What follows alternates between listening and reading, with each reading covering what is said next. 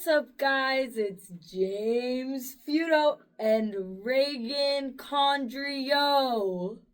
What do you think? Here for Market Like a Hotshot. Market Like a Hotshot part 33 and a half. Yeah.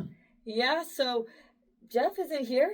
Jeff is chronically late. So we have a schedule. We've got to get this episode cranked out by Monday. So Reagan is going to fill in, and we thought it'd be nice to have her on the podcast. Yeah, and then we'll see if it's permanent or not. Yeah. So, yeah, I think that's what...